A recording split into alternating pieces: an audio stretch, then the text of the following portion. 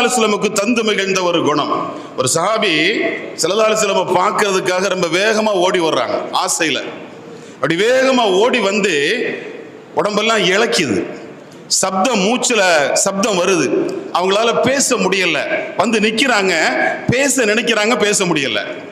அதை புரிந்த பெருமானார் ஸல்லல்லாஹு அலைஹி வஸல்லம், ஹவ்வின் அலைக், ரிலாக்ஸ் ஆயிருமா, ஏன் ரிலாக்ஸ் ஆயிரு, எத்தா பேசு, லஸ்து பி மலிக்கின் வலா ஜப்பாரின், நான் அரசனும் அல்ல சர்வாதிகாரியும் அல்ல, நான் அரசனும் அல்ல சர்வாதிகாரியும் இல்ல. நான் யார் தெரியுமா?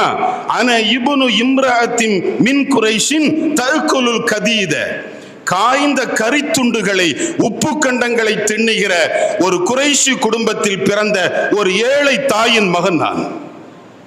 ஒரு சாதாரண ஏழை தாய் இறைச்சியை காய வச்சு அந்த காஞ்ச உப்பு கறியை தின்னுற ஒரு ஏழை தாயின் மகன் நான் அரசனும் அல்ல சர்வாதிகாரியும் இல்ல. ரிலாக்ஸ் ஆயிரு, பேசு.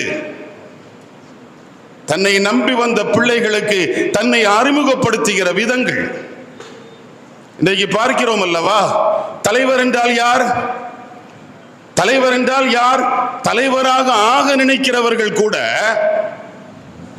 6 மணி நேரம் 7 மணி நேரம் எனக்காக என் தொண்டன் காத்திருக்க வேண்டும் என்று நினைப்பவர்கள் தங்களை தலைவர்களாக முன்னிறுத்துகிறார்கள்.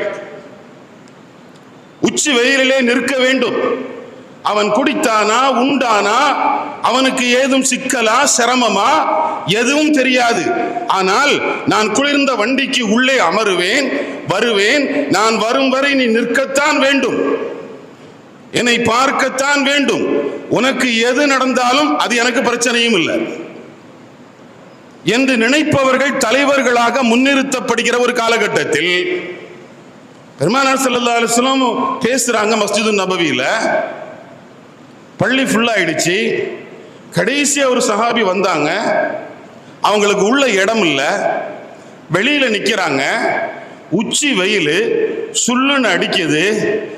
பார்த்துட்டாங்க நபி ஸல்லல்லாஹு அலைஹி வஸல்லம், எத்தா வெயில்ல நிக்காதம்மா, நம்ம வீட்டு வயசான மனிதர்கள் குழந்தைங்களை வெயில்ல விளையாடாதம்மா சொல்வது போல ஒரு தாய் பாசத்தோடு வெளியில நிக்கிற வெயில்ல நிக்கிற தம் பிள்ளைய வெயில்ல நிக்காதம்மா உள்ளவா என்று அழைத்த போது அவருக்கு மட்டுமல்ல, அவர்களுக்கு பின்னால் வந்தவர்களுக்கும் பள்ளியிலே இடம் வந்தது.